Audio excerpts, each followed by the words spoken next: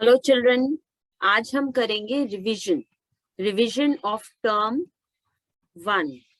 आप सबको पता है कि सीबीएसई ने आपके टर्म 1 में एमसीक्यू क्वेश्चंस दिए हैं। You have MCQ test in term 1। तो आज हम शुरू करेंगे चैप्टर 1 की revision, chapter 1 which is number system. तो स्टार्ट करने कुछ क्वेश्चंस प्रैक्टिस करेंगे हम। उससे पहले मैं थोड़ा सा कॉन्सेप्ट रिवाइज कर लेते हैं हम। Number system, basically number system is real number system. Real numbers में कौन कौन से numbers आते हैं हमारे? Rationals and irrationals. Rationals and irrationals. Rationals किस तरीके के होते हैं? जो पहली फॉर्म हमें पता है, पहली फॉर्म हमें क्या पता है? They are of the form P by Q, where P and Q are integers and Q is not equal to 0, denominator non zero होता है। और इरेशनल्स किस तरीके के होते हैं? इरेशनल्स रूट m फॉर्म के होते हैं, जहां पर m is not a perfect square, वो परफेक्ट स्क्वायर नहीं होता है। Let's take an example. I suppose I say √4 which is actually 2, क्योंकि ये परफेक्ट स्क्वायर है, ये बाहर आ गया 2, तो ये रैशनल बन गया, तो ये इरेशनल नहीं है। लेकिन अगर मैं √3 लूंगी जो कि एक परफेक्ट स्क्वायर नहीं है, सो it is a irrational number. तो पहली फॉर्म है P by Q और √m। दूसरी फॉर्म हमें पता है डेसिमल फॉर्म। डेसिमल फॉर्म क्या होती है? डेसिमल फॉर्म में हमारी दो टाइप्स होती हैं। रैशनल में होती है टर्मिनेटिंग और दूसरा होता है non terminating repeating. Non terminating repeating, terminating जिनका रिमाइंडर 0 आ जाता है, okay, and non terminating repeating जिसमें एक ही रिपीटिशन होती जाती है। Suppose we take 1/3, so it is 0.3333, it goes on and on like this. We say it 0.3 bar, तो इसमें हम बार लगा देते हैं, तो we call it non terminating repeating. लेकिन अगर मैं इरेशनल्स की बात करूं तो they are non terminating non repeating, they will never stop and they will never repeat. Okay, now let us start with some questions as practice. Rational number 3/40 is equal to, हमें बताना है 3/40 की decimal representation क्या होगी।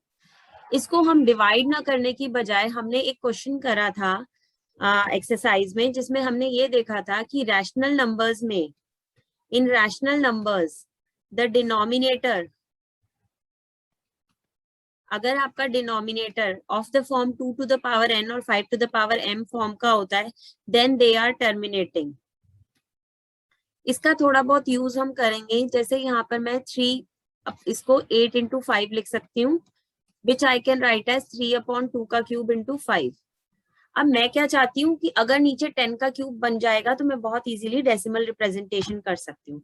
अब यहाँ 2 का cube है तो मुझे 5 का भी क्यूब चाहिए, तो 5 का क्यूब बनाने के लिए मुझे 2 और 5 मल्टीप्लाई करने पड़ेंगे। तो मैंने 2 5 डिनोमिनेटर में मल्टीप्लाई कर दिए और 2 5 न्यूमरेटर में मल्टीप्लाई कर दिए। So this comes out to be 10 का क्यूब। नीचे 10 का क्यूब आ गया है, तो 75/10 का क्यूब। अब आप इजीली मुझे बता सकते हो कि इसकी डेसिमल रिप्रेजेंटेशन क्या होगी, D part. Okay, next question. A rational number between 3 and 4, obviously 3/2 अगर मैं इसकी डेसिमल रिप्रेजेंटेशन करूंगी 1.5, 4/3 इज 1 point something, तो ऑब्वियसली 3 और 4 के बीच में तो नहीं आएगा। 7/2 इज 3.5, जो डेफिनेटली इन दोनों के बीच में आ रहा है, और 7/4 भी 1 point something होगा, जो कि नहीं आ रहा है, तो मेरा करेक्ट ऑप्शन है 7/2।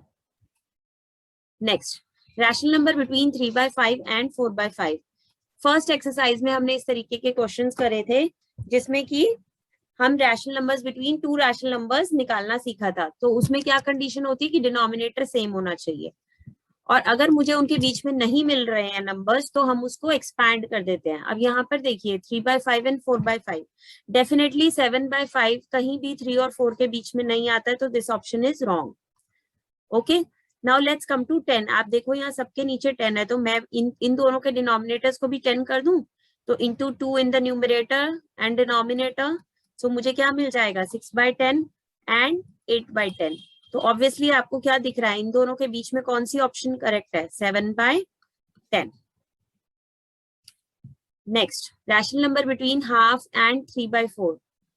ऑब्वियसली डिनोमिनेटर सेम होना चाहिए, तो इसका डिनोमिनेटर 4 बनाने के लिए मुझे 2 से मल्टीप्लाई डिवाइड करना पड़ेगा, तो दिस इज 2/4 एंड 3/4।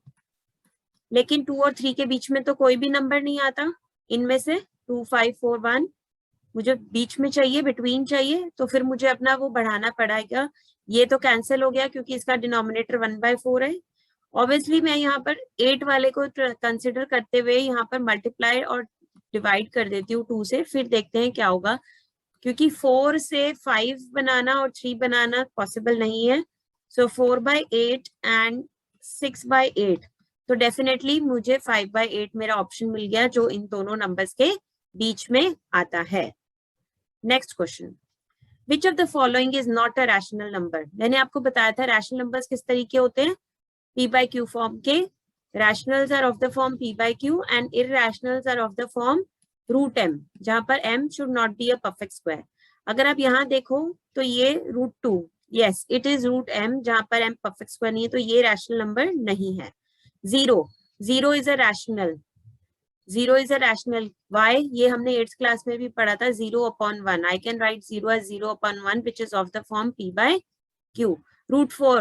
√4 नहीं होगा क्योंकि √4 is a perfect square, तो ये हमारा irrational नहीं है। √16, this I can say it is not rational क्योंकि रूट के अंदर नेगेटिव नंबर्स नहीं आते, so this is also not a rational number. यहाँ पर irrational की बात नहीं हो रही है, लेकिन रैशनल की भी ये नहीं है, इरेशनल नहीं है तो रैशनल भी नहीं है। ये आप 11 में पढ़ोगे, रूट ऑफ नेगेटिव नंबर्स में कॉम्प्लेक्स नंबर्स आते हैं, तो ये रैशनल तो नहीं है। Okay, next, which of the following is an irrational. Irrational कौन सा है, √4। ऑब्वियसली 4 एक परफेक्ट स्क्वायर है, तो ये रैशनल हो गया क्योंकि √4 इज एक्चुअली 2। नाउ हमने कुछ रूल्स पढ़े थे, एक बार वो रूल्स रिकॉल कर लेते हैं। रैशनल और इरैशनल्स के बीच में अगर ऑपरेशंस होते हैं तो rationals and irrationals are irrationals. Okay, rational and rational is always a rational, and irrational may be rational, may be irrational. लेकिन यहाँ पर क्योंकि बात मेरी रैशनल और इरैशनल की हो रही है, so this number is a irrational. Okay, root of 100 is 10, which is rational. And again, minus root of 0.64, which can be written as minus 0.8. So this is also rational. So मेरा correct answer कौन सा हो गया, 3√8. Next, decimal representation of 1/5. मैंने आपको बोला था सबसे इजी तरीका है डिनोमिनेटर को 10 की फॉर्म में लेके आना। तो अगर मैं इसको 2 से मल्टीप्लाई डिवाइड कर दूं, this is 2/10 which I can write as 0.2. So correct answer is A part. 7, 3/8 which I can write as 27/8. अब 27/2 क्यूब, लेकिन मुझे नीचे 10 का फॉर्मेशन चाहिए, तो 5 क्यूब से मल्टीप्लाई कर देते हैं, तो कितना हो जाएगा 27 × 125/10 का क्यूब। तो करिए जरा, 125 × 27 कितना होगा, 7 5 35, 3 carry over, 14 17, 1 carry over, 8 1 carry over,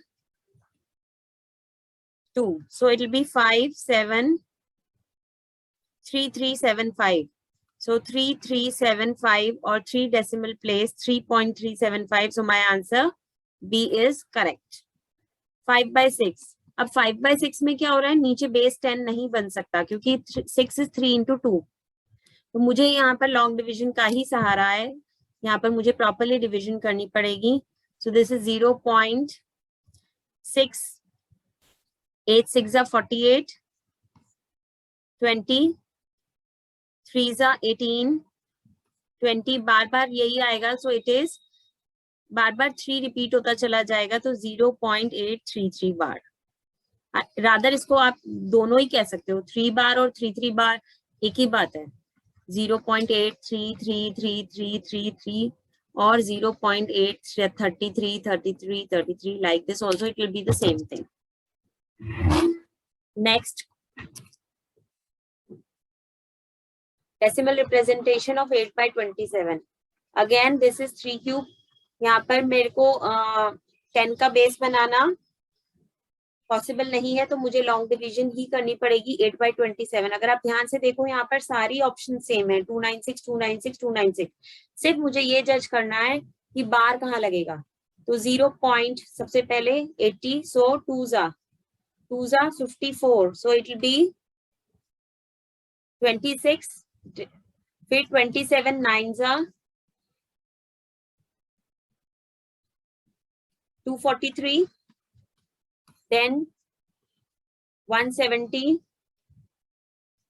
27 into 6, 162, reminder मेरा आ रहा है 8, तो 80। तो आप ये देख रहे हो कि यहाँ 80 आ रहा है, तो पूरा ब्लॉक रिपीट होगा। दिस वाज 296, तो पूरा ब्लॉक अगर रिपीट हो रहा है तो बार पूरा 296 पे लगेगा। A option is correct. So आज के लिए इतना ही काफी है। 10 MCQs मैंने आपके साथ डिस्कस करे हैं। दोबारा एक और वीडियो में और 10 या उससे ज्यादा MCQs मैं आपके साथ रिवीजन के लिए डिस्कस करूंगी।